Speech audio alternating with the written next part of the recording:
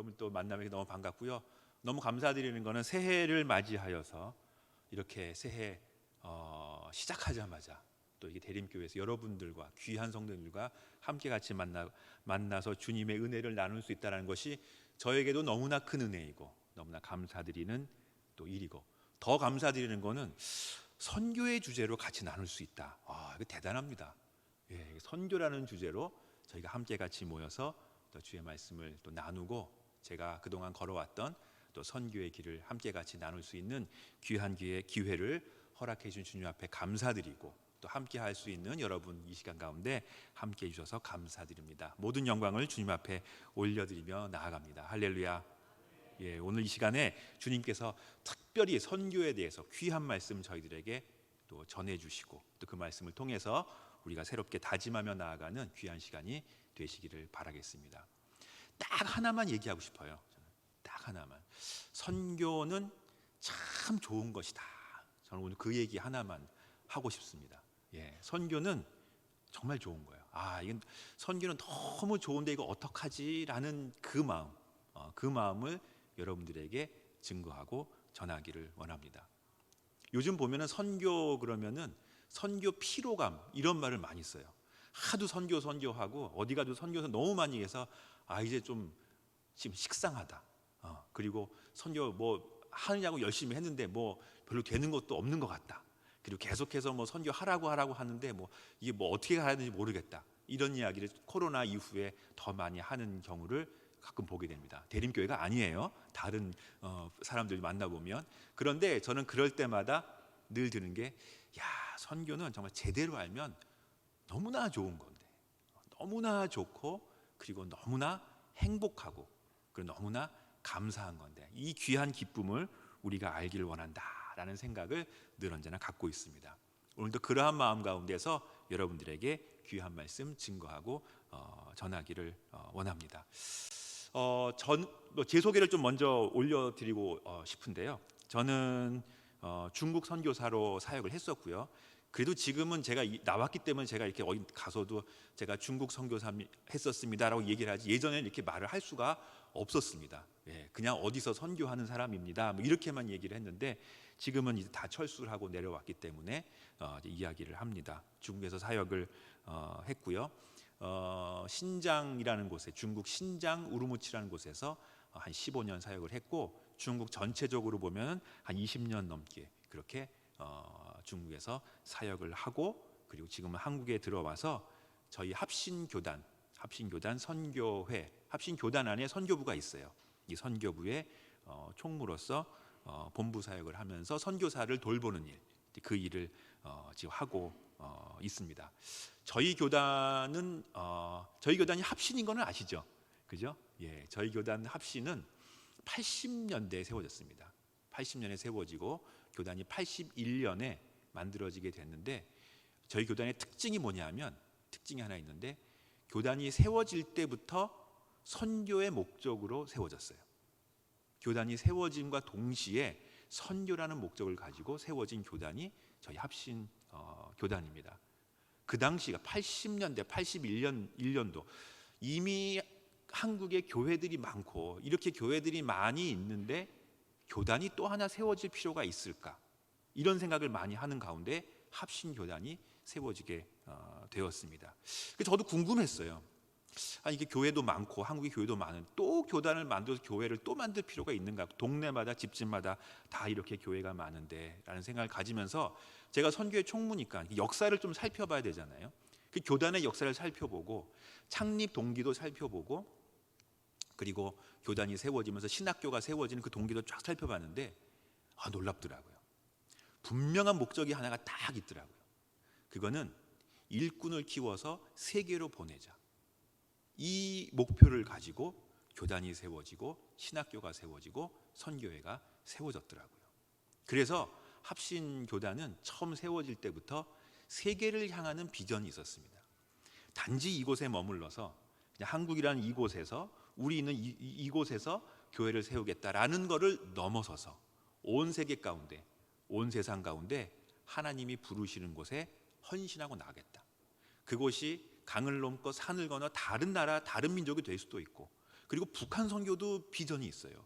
북한의 땅이 열리면 그곳에 가서도 주님의 복음을 전하고 하면서 그 비전과 소망이 온 열방과 민족을 향하는 그 소망으로 교단이 세워지게 됐습니다. 그래서 재밌는 게 뭐냐면 다른 교단들은 교단이 세워지고 한참 지나서 선교사를 양육해서 보내는 일들을 했습니다. 그런데 합심교단은 이미 세워질 때서부터 선교사들이 함께 같이 했고 선교하는 그 사역들을 함께 같이 이루어서 교단이 세워짐과 동시에 선교회가 세워지고 그리고 베테랑 선교사들이 함께 같이 많이 할 수 있는 선교적인 교단으로 오늘날까지 그렇게 내려오고 있습니다. 그래서 저는 그 자부심이 있어요.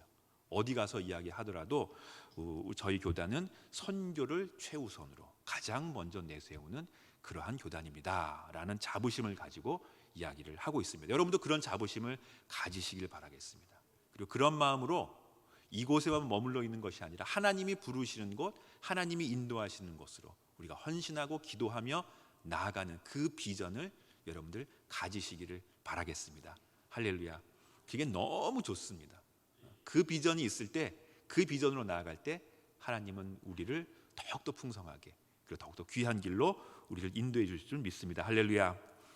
저희 교단은 전체 한 교회 중에서 한 30% 남짓 직접적으로 선교를 하고 있습니다. 저희 교단에는 많은 선교사들이 있어서 아까도 잠깐 소개해드렸지만 저희 교단에서 저희가 관리하고 있는 우리 교단 선교사들은 한 400명 정도, 한 200가정 400명 정도 지금 계속 늘어나고 있습니다.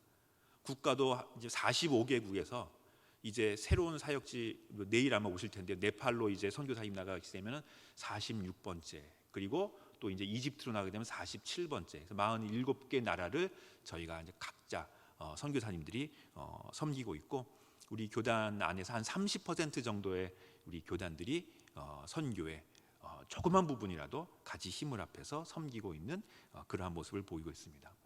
제가 기도 제목이 하나 있다면 이 30%를 좀 올리고 싶어요. 이 전체 이 교단 교회 중에서 30%가 아니라 40%, 50%, 한 70%, 80%까지 우리 함께 같이 하나님의 일을 하고 하나님의 선교를 하는 이 일에 우리가 모두가 함께하기 원한다라는 기도 제목이 있습니다. 왜냐하면 선교는 선교사 혼자 하는 게 아니더라고요.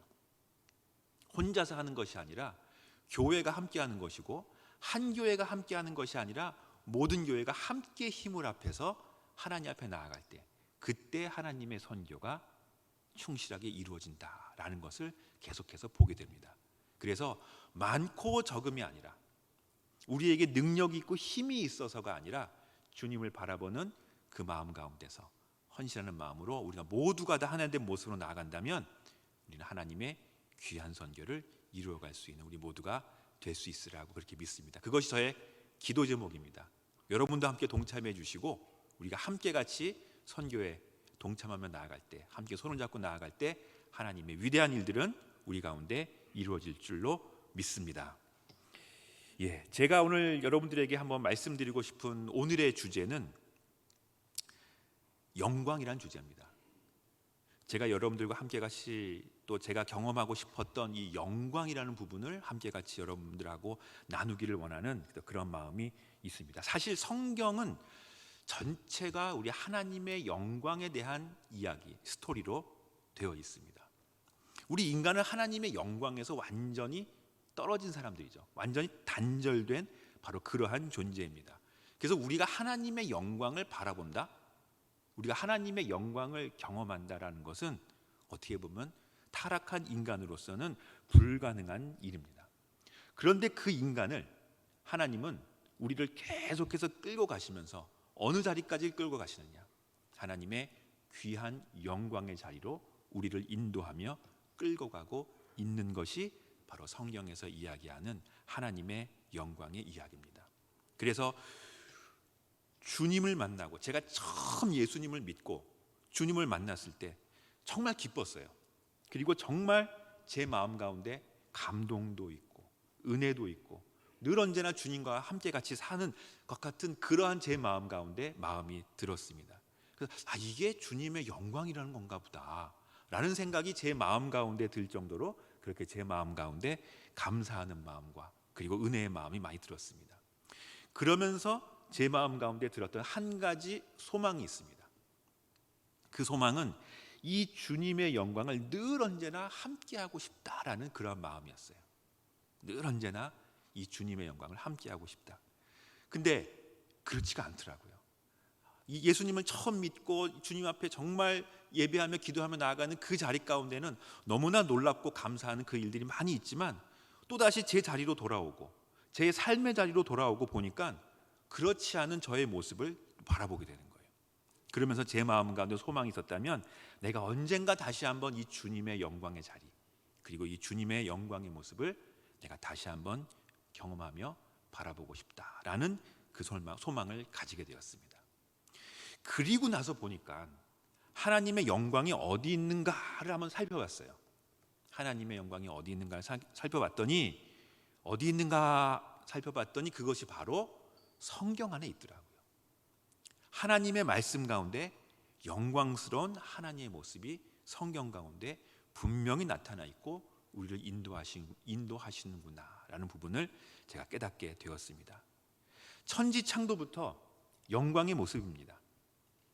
인간은 타락함으로 하나님의 영광에서 떨어져 나갔죠. 아까도 말씀드렸지만 우리가 하나님의 영광을 바라볼 수 없는 그러한 존재입니다. 그러나 결국 이 성경은 하나님의 영광으로 다가가는, 계속해서 하나님이 이끌어주는, 그래서 그 주님 앞에 나아가는 바로 그 모습을 저희들에게 보여주고 있습니다. 그 정점은 어디일까요? 그 정점은 예수 그리스도의 십자가입니다. 그래서 성경 말씀, 하나님 말씀 우리를 계속해서 그 십자가로 이끌어가고 있습니다. 구약의 많은 부분 가운데에서는 바로 이 하나님의 영광의 임재를 보여줘요. 중간중간에 보면 하나님의 함께 하시는 영광의 임재, 우리와 함께 하시는 하나님의 영광의 모습들을 저희들에게 보여주고 있는 사건과 내용들이 많습니다. 그러면서 바로 이 구약의 백성들을, 우리들을 하나님의 영광의 자리로 이끌어 주시는데, 오늘 우리가 읽었던 이 출애굽도 역시 마찬가지예요. 출애굽의 그 광야 가운데에서 이스라엘 백성이 보았던 것은 하나님의 영광이죠.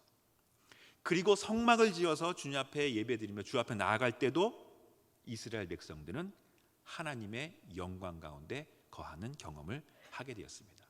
하나님의 영이 임재하심으로 그들 가운데 정말 하나님이 함께 하시는 영광이 이런 것이구나라는 것을 부분 볼 수 있었던 거죠. 그러다가 복음서에 들어가면 영광 그분이 오세요. 그분이 우리 가운데 함께하는 그분이 오시는데, 그분이 바로 우리가 잘 아는 예수 그리스도이십니다. 그래서 복음서에 가서는 예수님, 그 영광이 바로 그분에 대한 이야기가 우리에게 나오고 그 주님의 스토리가 저희들에게 나옵니다. 그리고 그것은, 그 예수님의 이야기는 복음이라고 우리가 이야기합니다. 그래서 신약에 가고 로마서에 가면 이 복음에 대한 이야기를 하면서 복음의 영광을 저희들에게 이야기해주고 저희들에게 나타내주고 있습니다. 할렐루야. 그래서 우리가 복음을 바라보고 예수 그리스도의 복음을 바라볼 때 우리는 주님의 영광 가운데 나아갈 수 있는 바로 그 경험을, 그 만남을 우리가 할 수 있는 것입니다. 그리고 이 사도시대에는 교회의 영광으로 우리 가운데 임하게 됩니다. 이 하나님께서 교회를 세우시고 그 가운데 하나님이 함께 하심으로 교회의 영광으로 나타나시고, 그리고 이 교회의 영광이 계속해서 지속되면서 마지막에 최종적으로 요한계시록의 마지막에 모든 민족과 족속과 방언들이 함께 같이 나와 주님의 재림을 바라보며 영광의 모습 가운데 예배드리는 그 모습을 저희들에게 그려주고 있습니다. 할렐루야. 이것이 성경에서 우리들에게 이야기하고 있는 하나님의 영광의 모습인 것이죠. 너무나 좋아요. 우리가 하나님을 믿는다는 것은, 신앙을 갖고 믿음을 갖고 주 앞에 나아간다는 것은 바로 이 주님의 영광 가운데 우리가 거하며 나아갈 수 있다라는 것입니다. 그런데 제가 이 성경을 보면서 처음에 그 출애굽기 말씀을 보면서 의문이 가더라고요. 오늘 본문 출애굽기는 이 광야 생활에서 발생한, 광야 생활에 있었던 바로 그런 부분들입니다. 그런데 제가 이 광야 생활, 광야라는 곳에 나가 보니까 이게 사실은 이해하기가 사실 쉽지가 않더라고요. 왜냐하면 제가 사역했던 이 중국의 서쪽에 있는 지역은 전체가 그 땅이 다 사막 지역입니다. 흔히 이야기는 광야라고 이야기를 하고 있어요. 물론 도시는 사람이 살만하죠. 도시는 뭐 물도 있고 전기도 있고 가스도 있고, 그래서 도시 자체는 사실 사람들이 살만하게 해놨는데, 도시만 벗어나면 사막이에요. 도시만 벗어나면 사막이고, 한국에서 오신 분들은 되게 사막을 좋아하시더라고요. 오면 뭐 사막 구경하러 뭐 보여달라고 해서 뭐 가구 뭐 저기 하는데, 사람이 살 곳이 아닙니다. 사막은 가면 그냥 우리가 TV에서 보고 뭐 낙타 타고 다니고 뭐 좀 이런 분위기가 아니라, 사막에는 뭐 하루를 견딜 수가 없을 만큼의 사실 뭐 물도 없고, 그냥 뭐 내리쬐는 햇볕 가운데 이 낮과 밤의 온도 차가 얼마나 큰지, 밤에는 거의 뭐 얼어 죽을 정도로, 낮에는 거의 너무 더워서 움직일 수 없을 정도로, 그곳이 사막이라는 곳이죠. 말하자면 광야라는 곳이. 그런데 뭐 잠시라고 나가 있어도 정말 그 힘든 그곳인데, 이스라엘 백성들은 그 사막을, 그 광야를 관통하면서 그들이 경험했던 것은 하나님의 영광이었다라는 거죠. 그 광야 생활 가운데서, 광야 가운데 그들이 경험했던 것, 그것은 하나님의 영광이고, 그 가운데 우리 주님은 불기둥과 구름기둥으로 이 백성들을 인도하고 계셨다라는 것입니다. 그곳에서 하나님의 임재하심, 하나님의 이끌어 주심, 이것을 이스라엘 백성들은 느끼면서 나왔다라는 걸 보면서, 야, 제 자신도 이 광야라는 곳에, 그리고 이 사막이라는 곳에, 어떻게 보면 아무것도 없고 힘든 곳인지 모르겠지만, 이곳에서 정말 하나님이 함께 하시고 지금도 제 자신을 인도하는, 우리를 인도하는, 여러분을 인도하시는 그 하나님이 아닌가. 그렇다면 우리는 바로 이 순간 가운데, 이 장소 가운데 하나님의 영광의 모습을 바라볼 수 있는 바로 그 자리 가운데로 우리가 나아가는 것이 아닌가라는 생각을 해보게 됩니다. 그래서 선교는 고생이 아니에요. 선교는 어려운 게 아니라, 선교는 하나님의 영광의 자리로 나아가는 것입니다. 선교라 그래서 여러분 오해하지 마세요. 그건 선교사들만 하는가 보다. 그 선교사들은 그래 그렇게 하는가 보지, 나는 아닌가 봐라고 생각하지 마시기 바랍니다. 여러분도 마찬가지예요. 하나님의 사람들은, 주님의 복음이 있는 사람들은 하나님의 영광의 자리로 지금도 우리를 이끌어 주시고 지금도 우리를 인도하고 계십니다. 할렐루야. 여러분의 그 자리 가운데에서, 여러분이 처해 있는 바로 그 현장 가운데서 구름 기둥과 불 기둥으로 우리를 이끌어 주시는 그 주님이시라는 거죠. 우리는 그 주님을 바라보고, 우리는 그 주님을 경험할 때, 정말 하나님의 영광이 이런 것이구나 라는 것들을 다시 한번 바라보며 주님 앞에 감격의, 은혜의 그 감격을 올려드릴 수 있게 될 것입니다. 저는 대학교 2학년 때 처음으로 복음을 알게 되었습니다. 제가 지금도 그 기억이 나요. 대학교 2학년. 왜냐하면 저는 그전에도 교회를 쭉 다녔거든요. 근데 이제 그냥 다닌 거예요.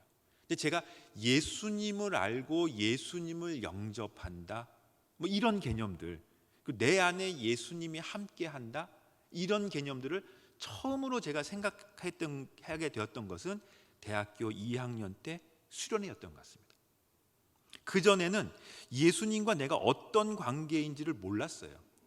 그냥 어렸을 때부터 교회에 나왔기 때문에 나왔고, 그냥 가래서 갔고, 가면 친구들도 있고 뭐 선물도 주고 누구도 만나고 하니까 나갔던 부분이지, 예수님과 나와의 관계, 이런 부분을 생각을 못했는데, 제가 수련회에 가서 처음으로 복음을 들으면서, 그때 처음으로 복음이라는 것이 이런 것이구나, 나와 예수님과의 관계가 이런 것이구나라는 것을 처음으로 깨닫게 되었습니다. 처음으로 경험하게 되었습니다.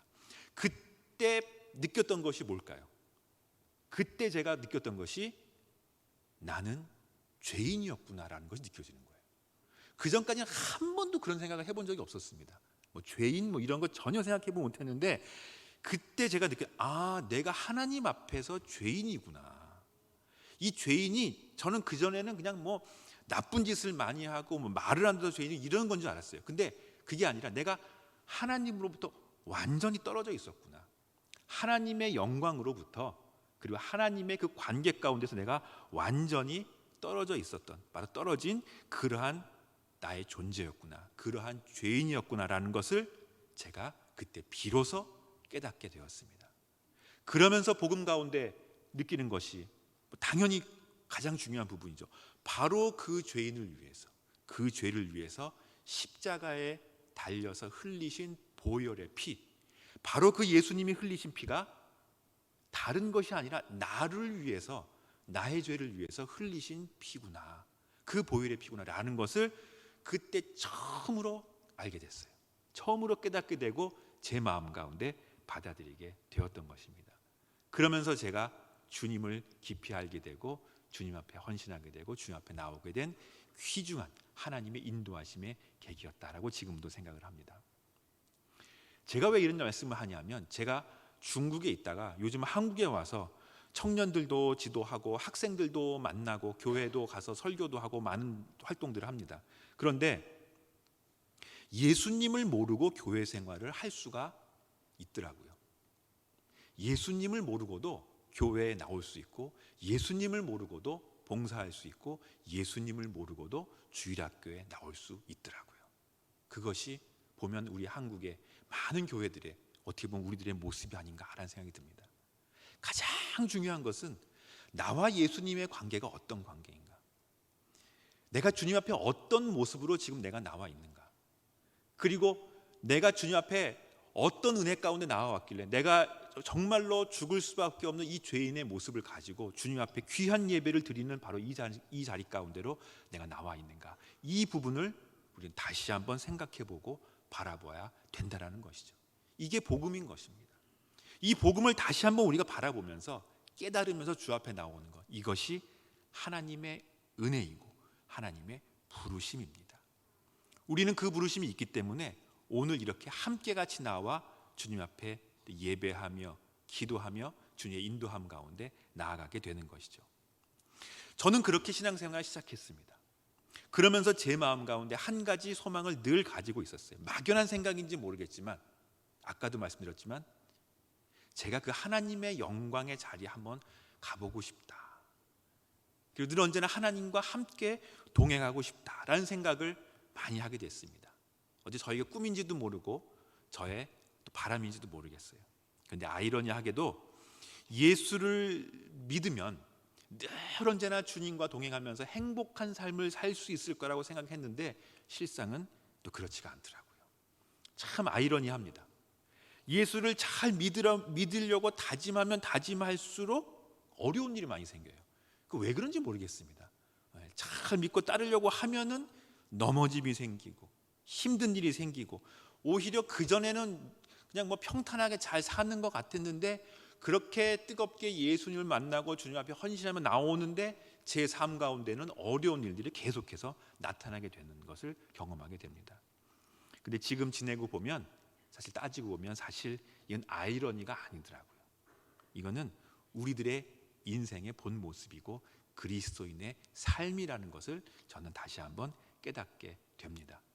왜냐하면 그런 과정들을 통해서 우리 주님은, 하나님께서는 우리를 인도해 주시고 하나님의 그 귀한 자리로 우리를 이끌어 주시는 분이 우리 하나님이다라는 생각을 지금도 갖게 됩니다. 제일 어려웠던 게 무엇일까요? 대학교 때 예수님을 처음 만나서 주님 앞에 뜨겁게 만나고 나아가는 가운데 제일 힘들었던 부분, 여러분이나 저나 비슷하다고 생각이 드는데, 내 계획과 일정을 포기하는 게 너무 어려웠어요. 저도 제 인생의 계획이 있고 저도 하고 싶은 게 있고, 제가 나중에 대학을 졸업하고 직장을 갖고 뭐라고 하면 저의 꿈이 있고 하고 싶은 게 저도 있어요. 근데 예수님을 믿고 나니까 이게 그걸 내려놔야 되는 환경 가운데로 저를 하나님이 인도해 주시는 거예요. 내가 하고 싶은 것, 나의 계획과 일정들을 주님 앞에 내려놔야 되는 것, 힘들더라고요. 그리고 어떨 때는 받아들이기 힘들고 어떨 때는 그게 싫어서 도망 다니기도 했던 것 같습니다. 그런데 지금 보면 하나님이 그러한 부분들을 훈련시키시고 알려주시고 인도해 주시고 이끌어 주셔서 제가 오늘 여러분 앞에 이렇게 설 수 있는 바로 이 자리 가운데, 이 영광의 자리 가운데 저를 인도해 주셨다라는 그 고백을 하게 됩니다. 할렐루야. 이게 속속들이 다 얘기하려면 오늘 밤새야 돼요. 그래서 제가 오늘 그 얘기를 하면 여러분들 오늘 집에 못 들어가시니까 제가 오늘 이거 다 지금 생략하고 핵심만 지금 말씀을 드리고 있는데, 이 이야기를 하려면은 한 며칠은 근데 사실 그건 제 얘기가 아니에요. 여러분들도 다 마찬가지일 거예요. 정말 주님을 만나고 주님과 함께 했다면 주님이 여러분들의 인생을 이끌어가고 이끌어 주신 하나님의 놀라운 인도하심, 간증거리죠. 그게 없을 수가 없죠. 우리는 그것으로 감사하고 기뻐하고 그것으로 살아가는 바로 그러한 사람들인 거죠. 저도 마찬가지입니다. 하나님께서 그렇게 훈련시키시고 인도하시고 이끌어 주셔서 오늘 이 자리까지 가운데로 오게 되었던 것을 주님 앞에 고백하게 됩니다. 자진해서 내려놓으면 우리 은혜라 그래요. 은혜입니다. 근데 강제로 내려놓으면 고난이라 그럽니다. 근데 우리 인생은 이 고난이 많은 것 같아요. 저도 그랬어요. 제가 자진해서 하나님 다 내려놓고 나가겠습니다. 이것보다 이것만은 안 되는데, 이거 안 되는데, 이렇게 끌려 왔는데 하나님께 다 놓게 하시더라고요. 그 저희 느끼는 거는 고난인데 지나 보니까 은혜인 거예요. 그리고 지나 보니까 그게 하나님의 영광의 자리로 우리를 인도해 주신 거다라는 생각을, 그러한 깨달음을 저에게 주신 것을 바라보게 됩니다. 너무나 감사한 부분이죠. 직장 생활을 하면서도 어려움과 힘듦이 있었어요. 저는 딱 2년 동안 직장 생활을 했습니다. 대학교 졸업하고, 아까 말씀드렸죠, 대학교 졸업하고 하나님 앞에 제가 헌신해서 선교사를 할 것인가 말 것인가 고민하다가 직장에 들어갔어요. 그러면서 직장을 2년 동안의 직장 생활을 하면서 모진 어려움과 힘든 일들을 다 겪으면서 전 그렇게 느껴져요. 그래서 다른 사람들 직장 가면 뭐 재미있는지 모르겠지만 저는 하여간 고생을 많이 했던 것 같습니다. 그러면서 만족도 없고, 내가 이렇게 사는 것이 맞는 것인가? 그리고 하나님께서 나를 이렇게 부르셨는가? 하나님께서 나를 사랑하신다면 나를 향하신 하나님의 뜻은 과연 무엇인가? 그리스도인으로 이 세상을 살아가는 것이 과연 무엇일까? 고민이 되더라고요. 그래서 그 2년간은 제가 고민하는 시간을 보내게 되었습니다. 하나님과 함께하는 삶이란 무엇일까? 그리고 아까 말씀드렸던 것처럼 내가 하나님의 영광의 자리 가운데로 나아갈 수 있을까? 하나님이 함께하시는 그 임재하심을 내가 살면서 경험할 수 있을까? 라는 생각을 하면서 고민했던 것 같습니다. 그런데 그 인도하시는 하나님의 인도하심에는 하나님의 영광의 길이 있다라는 것을 결국 발견하게 되고 하나님 앞에 헌신하게 되었습니다. 그래서 제가 2년 동안을 고민하고 기도하고 그렇게 제 생활을 하고 직장 생활을 하다가 사표를 내고 이제 하나님이 부르시는 곳으로 제가 가겠습니다. 그때만 해도 그 80년대 후반 90년대였거든요. 제가 처음 대학교에 가서 예수님 믿고 그리고 졸업해서 다니는 부분이 뭐 어디 가나 선교에 대한 이야기를 사실은 그때 많이 했어요. 교회도 부흥의 시기였고, 그리고 선교에 대한 중요성도 많이 이야기하고, 저도 그런 얘기를 들으면서 비전을 품게 됐죠. 하나님의 선교라는 부분을 내가 한번 하고 싶다, 나가고 싶다라는 생각을 가지면서 선교사의 길로 나가려고 하는데 어떻게 나가는지도 모르겠고 뭐 아무것도 알 수 없는 거예요. 그런데 어느 집사님, 어느 분들이 저한테 연락을 주시는 거예요. 중국에 저 밑에 가면 중국 그 남쪽에 가면은 홍콩이라는 곳이 있는데, 그 홍콩에서 조금만 올라가면 심천이 있고, 여러분 다 아실 거예요. 심천이 고개 조금 하면 중국의 광저우라는 곳이 있는데 거기 가서 한번 중국어를 공부하면서 있어보지 않겠냐라고 그렇게 이야기를 해주시더라고요. 저는 그런 이야기가 하나님이 저를 부르시는 하나님의 부르심이라고 생각이 들었어요. 그래서 막연하게 제가 가겠습니다. 제가 한번 가겠습니다 해서 그냥 중국어를 공부한다는 마음으로 중국에 첫 발을 내딛게 되었습니다. 그때가 이제 95년도였어요. 그때만 해도 중국하고 한국하고 이 관계가 열려진 지가 얼마 되지 않아서 한국 사람들에 대해서도 상당히 관심도 많았고요. 그리고 중국이라는 곳도 처음 가보기 때문에 저도 호기심도 많았고, 그러면서 들어갔어요. 지금도 생각하는 것이 중국말 하나도 모르고 저는 갔거든요. 근데 설마 가면 그 기본적인 영어는 통하겠지라고 생각하고 갔는데 정말 기본적인 영어가 안 통하는 거예요. 택시를 타는데 호텔로 가자는데 호텔이라는 말을 못 알아들어 이 사람들이. 그래서 내가 발음이 너무 안 좋은가 했는데 그게 아니라 이 사람들이 영어를 전혀 모르고, 지금은 아니에요. 지금은 중국이 뭐 뭐 올림픽도 하고 뭐 아시안 게임도 하면서 막 국제화가 많이 됐지만 그때만 해도 완전히 닫혀진 또 그러한 나라였던 그 생각이 납니다. 그러면서 처음으로 들어갔던 거예요. 저희 부모님은 난리가 났죠. 얘가 중국 간다 그러니까. 그때만 해도 저희 부모님은 거기 공산국가인데 가면은 머리에 뿔이 난 사람들이 올 텐데, 얼굴이 빨간 사람들이 오는데 너 왜 거기 갈라 그러냐 막 하는 막 반대가 엄청 심했죠. 그래도 한번 가보고 싶었어요.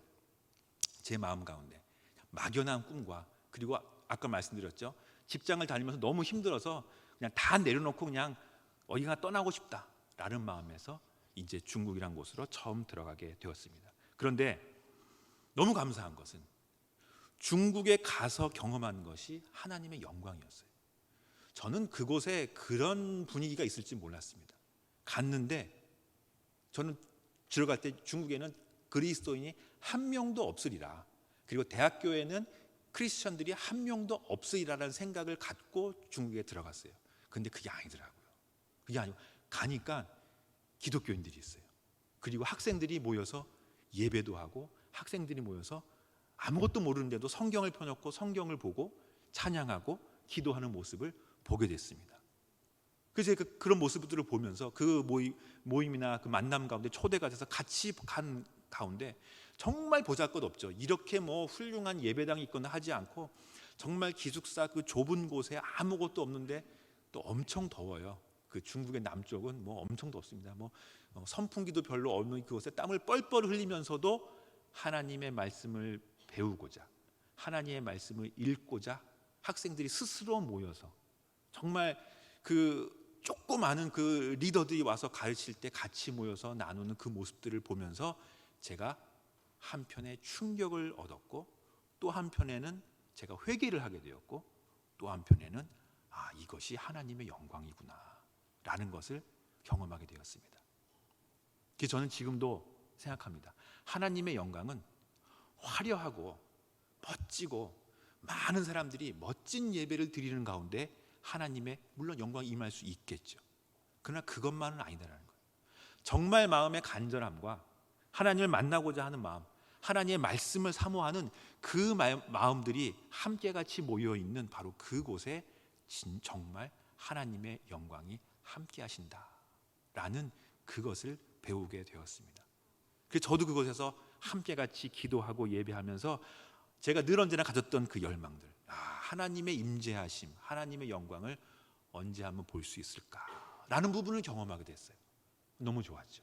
그러면서 제가 앞으로 필요하다면, 제가 할 수 있는 일이 있다면 이 땅 가운데서 중국에서 선교사로 헌신하며 살리라, 그렇게 하나님 앞에 다짐을 하게 되었습니다. 그 친구들한테 물어봤어요. 내가 이제 앞으로는 딴 거 안 하고 선교사를 해서 너희들을 위해서 내가 열심히 봉사하고 헌신을 하겠다 하면은 저는 생각이 그 얘기를 하면은 그 친구들이 막 박수 치면서 그래, 너 같은 사람이 와서 우리를 도와주고 선교사로 세워진다면 얼마나 좋겠는가, 얼마나 좋은가 하면서 막 반길 줄 알았어요. 근데 그 친구들이 제가 이런 얘기를 하니까 얘기를 하더라고요. 정말 귀중한 결정을 했다 하면서 너는 이제 나가라 그러더라고요. 그래서 아니 왜 갑자기 했는데 같이 있을 생각을 해야지, 너는 왜 나가라라고 얘기를 하냐 얘기를 했죠. 제가 생각이 들었습니다. 근데 그 친구들이 하는 이야기가 정말 뼈가 있는 이야기를 하는 거예요. 중국이란 곳은 너무나 크고 넓고 많은 종족도 있고 많은 민족이 있는데 지금 우리가 갈 수 없는 땅이 중국에 있다. 그러니까 우리가 복음을 가지고 나가서 전도할 수 없는 곳이 너무나 많다는 거예요. 중국이라는 곳에. 근데 너는 한국 사람이고 외국인이기 때문에 우리가 갈 수 없는 중국 땅에 너는 아마 갈 수 있을 것 같다. 그러니 너는 이제는 우리랑 같이 있는 것보다는 다른데 저 멀리 떠나가면은 좋겠다. 그것이 하나님의 부르심이 아니겠느냐라는 이야기를 저한테 처음으로 해줬어요. 그러면서 저한테 보여준 중국이 중국의 서쪽 저 끄트머리에 있는 중국의 신장이라는 땅을 소개해 주었습니다. 저는 그때 이제 그 이야기를 듣고 제 마음 가운데 기도 제목으로 삼게 되죠. 그렇구나. 이 친구들은 갈 수 없지만 내가 갈 수 있는 곳이 있겠다. 이 친구들이 가서 복음을 전하는 데는 많은 어려움이 있겠지만 그러나 내가 가서 외국인으로서 선교사로서 가서 복음을 전할 수 있는 그곳 그 땅이 있겠구나. 내가 그곳으로 가리라 라는 마음을 그때 비로소 가지게 되었습니다. 그리고 나서 제가 그 비전과 그 마음을 품고 이제 선교사가 되기 위해서 한국에 들어와서 신학 공부를 하고, 그러니까 저는 신학 공부를 늦게 했어요. 나중에 했어요. 그래서 신학 공부를 하고 목사가 되고 선교사 파송을 받아서 아까 얘기했던 바로 신장 위구르 땅으로 제가 들어가게 됐죠. 그 기간이 7년 걸렸던 것 같습니다. 그 기간 동안은 제가 늘 언제나 기도만 했어요. 하나님, 저를 보내주십시오. 저를 그곳으로 보내주십시오. 하나님께서 부르시는 그곳으로 가서 하나님의 영광을 제가 바라보길 원합니다 라는 마음으로 제가 늘 언제나 기도하며 나아갔던 그러한 기도의 시절이 있었습니다. 물론 어려움도 있습니다. 선교사의 어려움도 많이 있어요. 다른 어려움들은 사실은 극복할 수 있는 어려움이었던 것 같아요. 환경도 쉽지 않았고, 그 비자도 쉽지 않았고, 그리고 선교사로 살아간다는 것 자체도 사실은 쉽지 않았는데, 그런 부분들은 어떻게 보면 감수할 수 있는 그러한 어려움이었던 것 같습니다. 견뎌낼 수 있는 것 같아요. 훈련도 받고 준비도 하고 많은 기도하는 가운데 저는 가서 주로 했던 일들이 학교에서 학생들을 가르치는 일이었습니다. 한국어도 가르치고, 그리고 또 우리 한국 학생들한테 또 이 과목도 가르치고 하면서 뭐 초등과정, 중등과정 이런 부분도만 가르치면서 양육도 하면서 그렇게 지내게 되었습니다. 그리고 때가 되니까 선교사 일을 하면서 어느 정도 이제 연륜이 되고 시간이 지나가니까 내가 내 사역을 만들어갈 수 있게 되더라고요. 할렐루야, 감사하더라고요. 나의 베이스를 만들고 나의 사역의 틀을 만들고, 그러니까 열매도 볼 수 있는 때가 오더라고요. 그걸 통해서 열매가 생기고 만날 수 있고, 그러면서 기대하게 됐죠. 내가 이제 내가 더 있으면, 이곳에 더 있으면 내가 더 하나님의 일들을 크게 하리라. 내가 더 큰 하나님의 일을 하면 하나님께서 또 다른 큰 길을 보여주시고 나를 인도해 주시겠지라는 생각도 하게 되었습니다. 그런데 그럴수록 사역자들은 그게 참 보면 어려운 교만이에요. 내가 뭔가 할 수 있고 내가 뭔가 그려나갈 수 있겠다라고 생각을 하면 늘 언제나 하나님은 점점 멀어지고 내가 자꾸 이렇게 올라오는 거예요. 내가 좀 뭐 힘이 있고 내가 좀 능력이 되면 이런 것들을 할 수 있겠지라는 생각을 늘 많이 갖게 되는데, 아마 저도 슬슬 그런 마음이 들었던 게 아닌가라는 생각을 지금도 해보게 됩니다. 그래서 아까 말씀드렸지만 선교사로서 많은 부분들은 사실 극복할 수 있는 어려움이에요. 그리고 내가 통제할 수 있는 그러한 문제들이고 어려움이었던 것 같습니다. 근데 극복할 수 없는 문제가 하나 있어요. 이거 뭘까요? 여러분들한테 한번 그 질문을 한번 드려볼게요. 선교사들에게 도저히 이거는 선교사로서 극복할 수 없는 어려움이 하나가 있는데, 그건 자녀 문제예요. 자녀 문제. 이건 안 되더라고요. 다른 거는 제가 웬만하면 다 통제를 하고 뭐하고 나눠갈 수 있는데, 자녀 문제는 이게 극복이 안 되는구나, 제가 해결할 수 없는구나 라는 생각을 갖게 됐습니다. 자녀를 양육해 보신 분과 그렇지 않은 분들의 인생을 보는 이 연륜의 차이, 이 경륜의 차이가 나타나잖아요. 그죠? 선교사도 마찬가지. 이 자녀 문제가 쉽지 않았습니다. 제가 중국에서 학생들을 가르치고 사역을 하면서, 중국은 학교가 없어요. 다 중국 학교고, 저희가 있는 지역에는 뭐 국제학교나 이런 학교도 없었기 때문에 보낼 학교가 없어서 제가 직접 가르쳤습니다. 학생들을 모아서 학생들을 가르치고, 그러다가 보니까 또 이제 뭐 중국이 막 어떨 때는 이렇게 뭐 오픈해 주지만 어떨 때는 막 이렇게 또 통제를 많이 해요. 그러면서 이 학생들은 다 중국 학교로 가야 된다 그래서 다시 다 중국 학교로 보내서 저희 아들도 중국 학교에 보냈습니다. 중국 학교에 보내고 나니까 학교에서 중국어를 배우는 게 아니라 뒤에 가서 그림만 그리고 있는 거예요. 그러니까 학교 선생님이 얘는 완전 열외로 그냥 뭐 하고 싶은 그냥 아무거나 하라고 해놓고선 그냥 이 중국반에서 중국 학생들만 가르치지, 이 학생은, 한국 학생들은 그냥 뭐 놀든지 자든지 학교 나오든지 안 하든지 그냥 아무 터치 안 되는 거예요. 가만 보니까 이거 바보를 만들겠더라고요. 야, 이렇게 있다가는, 이렇게 뭐 한 해 뒤에 있다가는 뭐 아무것도 못 배우고 그냥 나이만 들어가고 큰일 나겠다.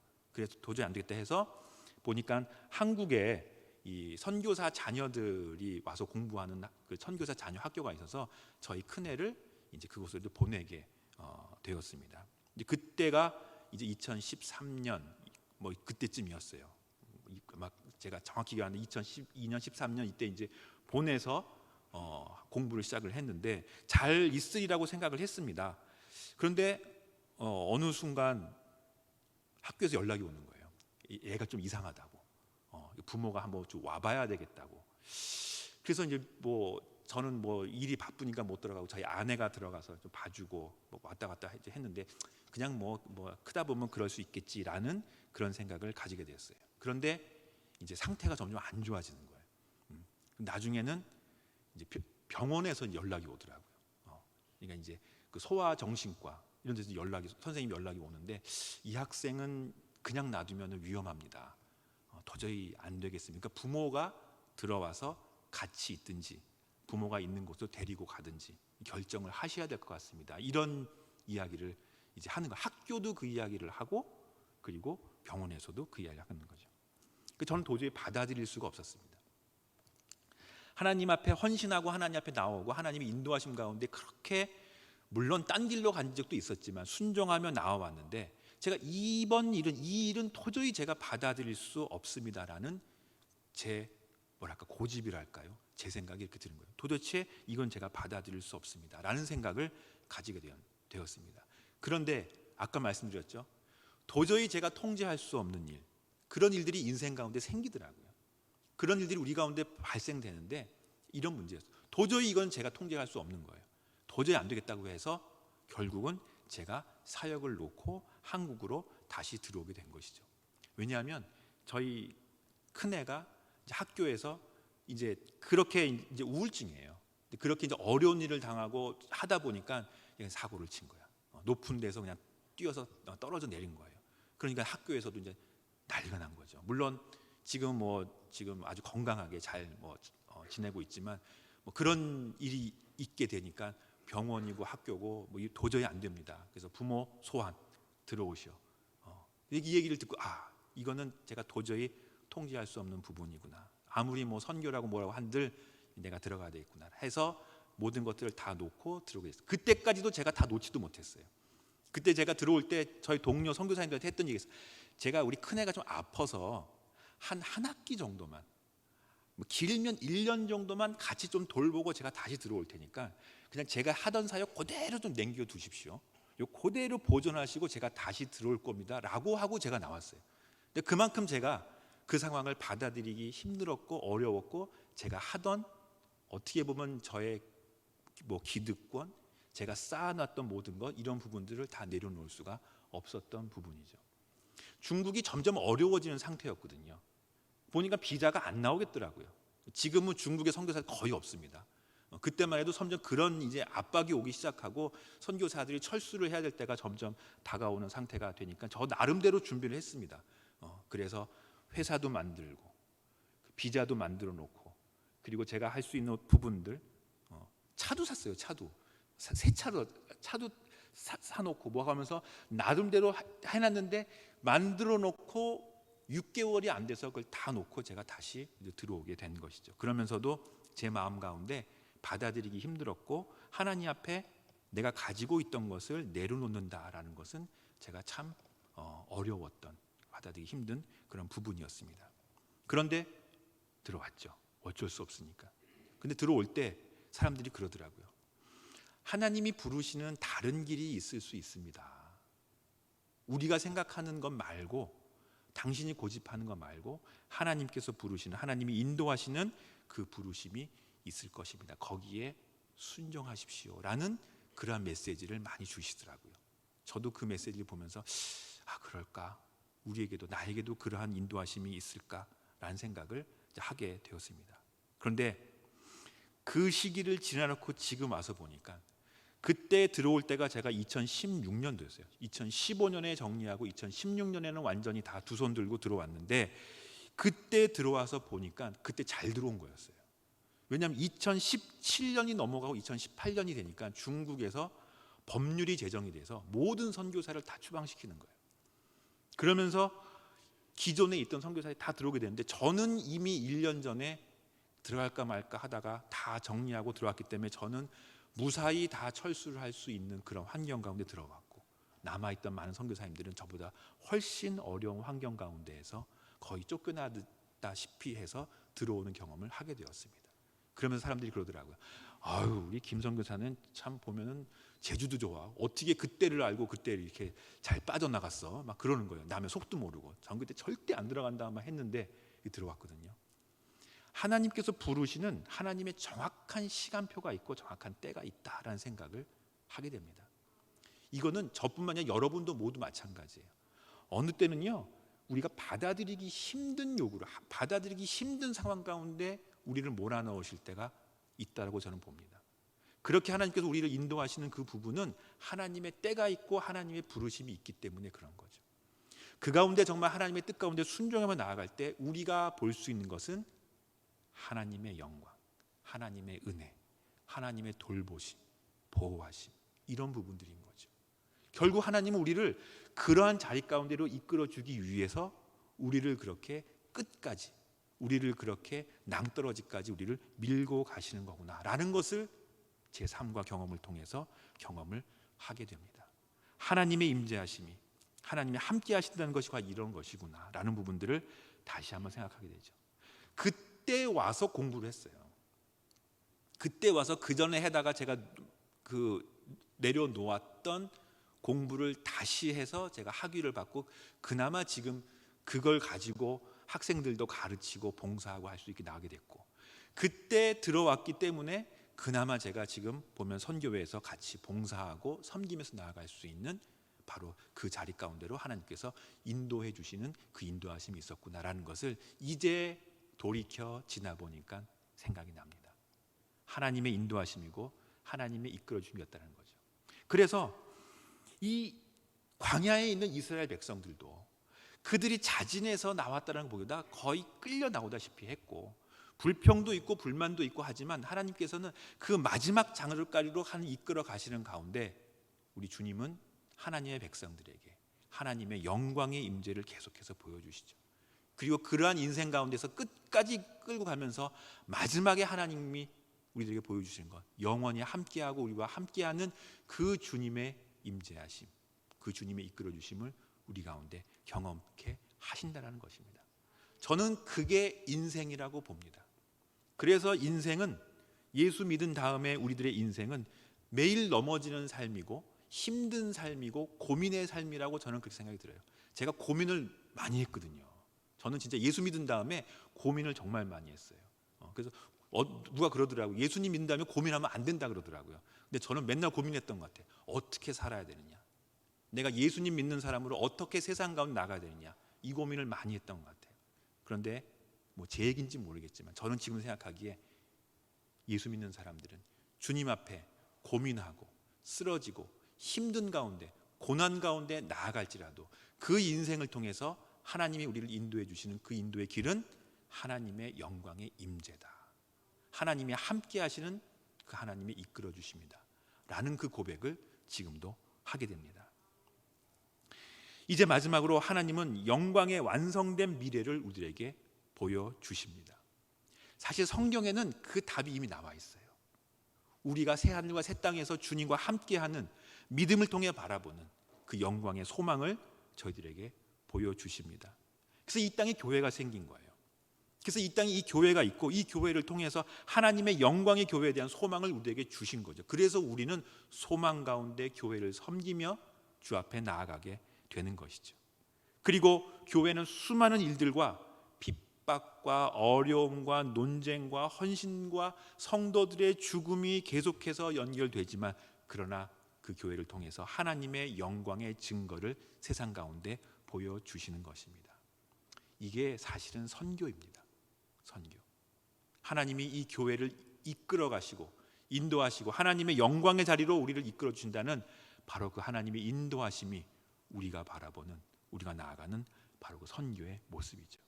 그래서 요한계시록 7장 9절에 보면 선교의 마지막 모습을 보여줘요. 이게 영광의 모습이에요. 이 일 후에 내가 보니 각 나라와 족속과 백성과 방언에서 아무도 능히 셀 수 없는 큰 무리가 나와 흰옷을 입고 종려가지를 들고 보좌 앞에 어린 양 앞에 서서 주님 앞에 예배하며 찬양하는 그 모습, 구원하심이 보좌에 앉으신 우리 하나님과 어린 양에게 있도다. 함께 찬양하며 예배하며 나아가는 이 모습, 이것이 선교의 영광이고 우리들에게 주시는 하나님의 선교의 모습이다라는 겁니다. 우리는 그것을 바라보며 나아가는 것이에요. 이것이 교회의 선교입니다. 그래서 말씀을 마치면서 제가 분명하게 몇 가지를 여러분들에게 말씀드리는 것은 선교는 행사가 아니에요. 꼭 기억하시기 바라겠습니다. 선교는 단순한 프로그램이나 행사가 아닙니다. 봉사하고 구제하는 사역의 한 부분, 내가 뭐 해도 되고 안 해도 되고 하는 그런 사역의 한 부분이 아니라 하나님의 영광을 경험하고 그 속으로 인도하시는 하나님의 사역이고 하나님의 인도하심이라는 거죠. 우리는 그래서 그 자리 가운데로 인도하심을 받는 그 부르심 가운데 나아가는 것, 이것이 선교의 부르심입니다. 일을 시키려고 우리를 부르시는 것이 아니에요. 누구 뽑아가지고 좀 일 좀 시키고 어느 나라로 보내고 선교사를 보내고 하기 위해서 우리를 부르시는 것이 아니라, 하나님을 일 시키려고 부르는 것이 아니라 하나님과 동행하며 하나님의 임재 가운데로 우리를 인도하시기 위해서 우리를 부르신다는 것이죠. 그래서 영광스러운 부르심입니다. 선교는 영광스러운 부르심이에요. 순종하며 따라가는 것입니다. 우리가 보는 것은 하나님의 그 귀한 영광이죠. 서두에도 잠깐 말씀드렸지만 선교의 피로감, 요즘 이런 얘기를 많이 해요. 해보니까 별거 없는 것 같다. 또 선교 또 해야 되냐, 뭐 저기 해야 되냐. 그거는 선교를 프로그램을 받기 때문에 그래요. 선교는 우리가 하는 일이나 이런 부분이 아니죠. 재정적으로 힘이 되면 선교를 해야지, 아직 우리는 재정적으로 힘이 안 되는데 무슨 선교를 하느냐, 그렇지 않습니다. 재정적으로 선교를 한다면은 그건 힘으로 선교하는 거예요. 하나님은 힘으로 선교하는 것이 아니라 하나님은 순종과 부르심으로 주의 인도하심 가운데 이루어 나아가는 것이죠. 선교는 특정한 헌신자들만 하는 것이다, 선교사들이 하는 것이다, 나와는 상관이 없다, 그렇지 않습니다. 선교는 우리 모두의 부르심입니다. 그러면은 목사님 우리 다 선교사 되라는 이야기인가요? 선교사의 모습으로 여러분들의 삶 가운데 살아가는 것, 선교사의 모습으로 여러분의 삶 가운데 헌신하며 살아가는 것, 그것이 우리들한테 주시는 선교의 사명인 것이죠. 누구는 다른 곳으로 가야 하고 누구는 먼 곳으로 가야 할 사람이 있습니다. 저처럼 하나님께서 부르셔서 아주 특이한 곳으로 가는 사람도 있지요. 그러나 또 누구는, 또 우리들은 우리들의 삶의 현장에서 그 마음을 가지고 살아가는 바로 그러한 삶, 이것이 선교의 사명이고 선교의 부르심이라는 것입니다. 그 부르심 가운데 열애가 된 사람은 아무도 없습니다. 하나님은 그러한 부르심을 통해서 우리를 통해서 하나님의 영광의 임재 가운데로 우리를 인도해 주십니다. 그리고 복음과 상관없는 사업들을 선교라고 생각하면 안 됩니다. 선교는 예수 그리스도의 복음을 증거하는 겁니다. 주님의 생명의 복음을 증거하고 주의 말씀을 증거해서 그 영혼들이 주 앞에 나올 수 있는 바로 그 복음을 나타내고 증거하는 것, 이것이 선교이죠. 그 영광스러운 거예요. 그 제가 처음 말씀드렸어요. 선교는 정말 좋은 건데, 여러분 마음 가운데 오늘 여러분과 함께 나누면서 이 말씀 들으면서 선교가 참 귀중한 거, 참 좋은 것이구나. 나도 그 선교의 자리로, 나도 그 부르심의 자리로, 나로 인도해 주시는 그 자리로 나도 나아가고 싶다. 나도 주님 앞에 나아가고 싶다. 나아가서 내가 얻는 것은 하나님의 영광을 바라보며 하나님의 임재를 경험하는 그곳으로 나아가고자 한다. 이 소망과 마음이 여러분의 마음 가운데 함께하기를 바랍니다. 그 소망 가운데 2024년을 여러분들이 하나님 앞에 한번 헌신하며 나아가시기를 바라겠어요. 주님은 여러분들을 만나주시고 여러분들이 가는 곳마다 아버지 하나님의 충만한 인자하심으로 여러분을 이끌어 주실 겁니다. 때로는 그 모습이 여러분이 기대했던 것과는 거리가 멀 수 있어요. 이게 아닌데, 이 모습이 아닌데, 제가 아까 고백했던 것처럼 내 삶이 이게 아닌데, 내가 그렸던 모습이 이게 아닌데 라는 곳으로 직면할 수 있습니다. 그러나 하나님의 때와 하나님의 시간표와 하나님의 계획은 정말로 위대하고 우리가 생각하는 것 훨씬 더 먼저 행하시는 분이기 때문에 가장 좋은 길로, 합당한 길로 우리를 인도해 주실 것입니다. 할렐루야. 2024년이 여러분들에게 그러한 길로 나아가는 계기가 되시길 바라겠습니다. 그렇게 나아갈 때 하나님은 우리를 통해서 하나님의 영광의 임재 가운데로 우리를 인도해 주십니다. 하나님이 부르시는 곳으로 나아가십시오. 멀리 가라는 얘기가 아니에요. 옛날에는 하나님이 부르시는 곳으로 가십시오 그러면 다 해외로 나갈 것만 생각했지만 하나님이 부르시는 곳으로 나가라는 것은 여러분이 지금 꼭 붙잡고 있는 여러분들의 기득권, 내가 예수님 앞에 아무리 나가도 요거는 내가 잡고 나가야 된다라고 여러분이 붙잡고 있는 그것을 하나님 앞에 내려놓으라는 겁니다. 하나님 앞에. 그때 하나님은 귀중한 하나님의 인도하심 가운데 더 큰 하나님의 길로 우리를 인도해 주신다는 것이죠. 선교는 내려놓음으로 빈손되어 나아가는 것입니다. 왜? 하나님이 우리 이끌어 주시니까. 그 주님만을 붙잡고 나아가는 것이니까. 나를 붙드시는 하나님의 인도하심을 그때 우리 정확하게 보게 됩니다. 하나님의 시간표에서 우리는 순종하며 따라가는 것이고, 우리가 결단하는 것이 있다면은 나의 의가 아니라 나를 포기하는 결단만이 있을 것입니다. 그리고 마지막으로 선교는 소망입니다. 선교는 일이 아니라 소망이에요. 선교는 이루어지지 않은 걸 바라보는 겁니다. 그래서 선교사들하고 얘기를 하면요, 뜬구름 잡는 얘기를 많이 해요. 아무것도 없는데 너무 좋다 그러고, 뭐 가보면 뭐 아무것도 없는데 신학교가 뭐 정말 뭐가 있나, 아무것도 없어. 왜냐하면 선교사들은 그 소망을 자꾸 바라보는 거예요. 지금은 비록 이렇지만 나중에 이루어질 일들을 바라보면서 소망 가지고 살기 때문에 선교사들을 바라보면 비현실적이고 뜬구름 잡는 이야기를 많이 합니다. 저도 그래요. 근데 선교사들은 다 그렇거든요. 그럴 수밖에 없는 게 선교는 소망이에요. 아직 이루어지지 않은 모습을 바라보며 소망하는 것이죠. 근데 그리스도인은 그렇게 살아야 됩니다. 왠지 아십니까? 부활의 소망이 있기 때문에 그래요. 여러분들이 살아가면서 그냥 내가 이렇게 살다가 그냥 가지, 이게 아니라 마지막에 여러분들이 부활해서 주님과 함께하는, 아까 요한계시록에 있는 그 말씀처럼 주님 앞에 예배하며 기도하며 나아가는 그 영광 가운데 나아가는 우리들의 모습을 기대하고 소망하며 살아가는 사람이 그리스도인이에요. 그래서 그리스도인은 현실을 살면서 힘들게 살지만 소망이 있어요. 그래서 미소가 있고 기쁨이 있고 기대가 있고 비전이 있습니다. 선교가 그런 겁니다. 선교는 소망입니다. 여기에서 선교의 주체는 교회예요. 그래서 이 교회가 선교의 비전으로 가득 차길 바라겠습니다. 할렐루야.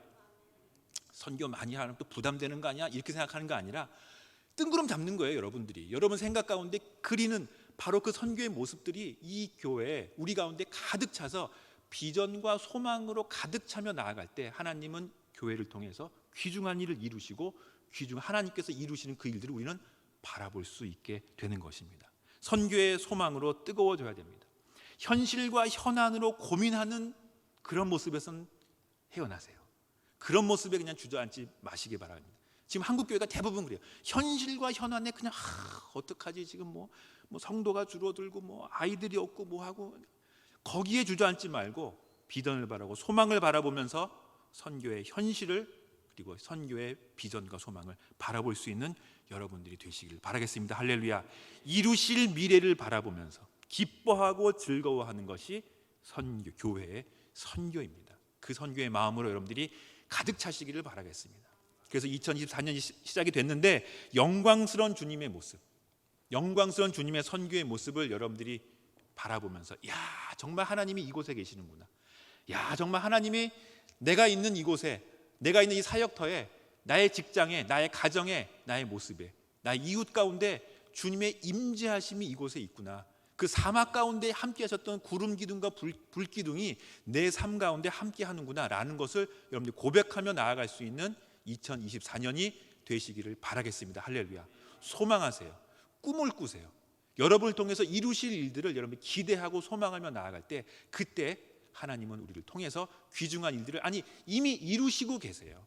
그런데 우리가 붙잡고 그걸 자꾸 못 보는 거예요. 놓고 주님 앞에 따라갈 때 하나님은 우리가 기대했던 것보다 훨씬 좋은 길로, 훨씬 더 영광의 길로, 훨씬 우리가 더 주님을 가까이 바라볼 수 있는 바로 그 길로 우리를 인도해 주실 것입니다. 그러나 믿음과 소망을 가지고 나아가는 여러분 모두가 다 되시기를 주님의 이름으로 축원드립니다.